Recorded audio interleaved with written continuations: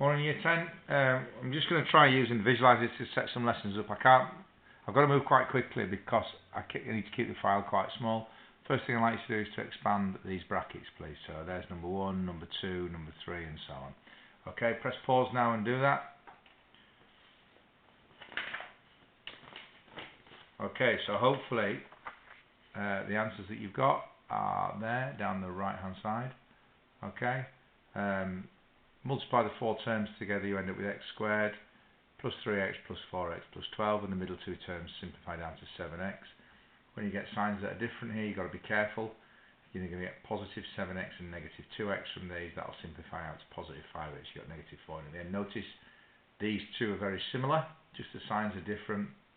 And the effect that has is that the last term stays negative, but the middle terms will switch from being positive to negative. Those are the answers. Okay, mark your work. Good. Okay.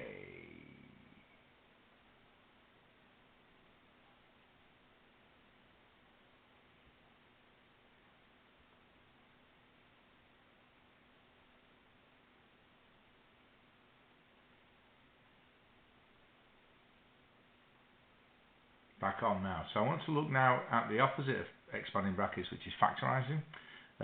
So when we expand two brackets, as we did here, this last term, the constant, comes from multiplying these two values here together. So when I'm factorising, I'm looking for two numbers that multiply together to give us 20. But they have to combine the middle terms then. The 3x and the 4x combine to give me the 7x. So these need to be able to combine to give me 12. So I'll start by looking at the factors of 20. 1 and 20, 2 and 10, 4 and 5. So all of those will multiply together to give me 20, but I need them to combine to give me 12. So I'm going for 10 and 2, because 2x plus 10x is 12x. So this will just become x plus 2 and x plus 10.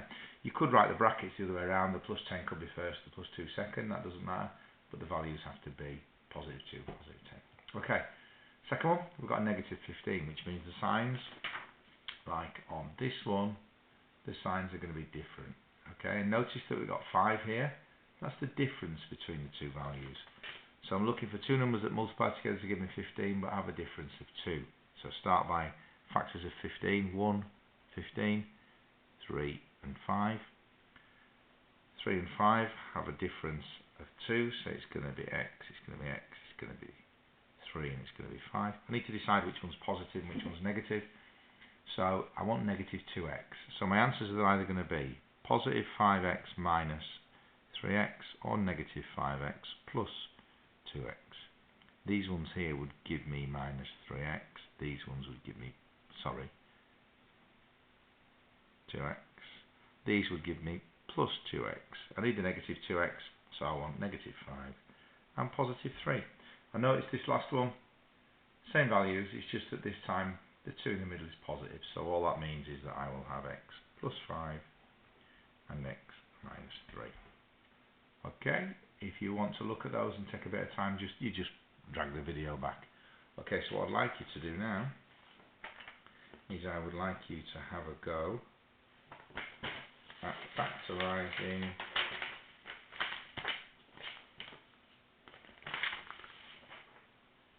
these questions.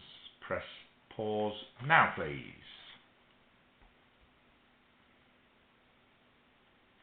Okay, the answers to those are over here on the right. The last one is a bit of a special case, difference of two squares. Here, I haven't shown that, I'll go through that one in a minute. So press pause now and mark those. If you've gone wrong, try and see where you've gone wrong. Okay, the last question. What you'll see is the middle term's gone. Alright, so if I just take a minute to show this, when you do x times x, you get x squared. X times negative 6 is negative 6x. Positive 6 times x is positive 6x. Positive 6 times negative 6 is negative 36. These two terms get rid of each other, so you end up with x squared minus 36. It's called the difference of two squares, and you just need to look for a square number here and a square number here. Right, I'm going to stop this now. Try to keep the time short. The next lesson I'm going to send out will be solving equations. Okay, have a go at that one when you finish this one. Cheers.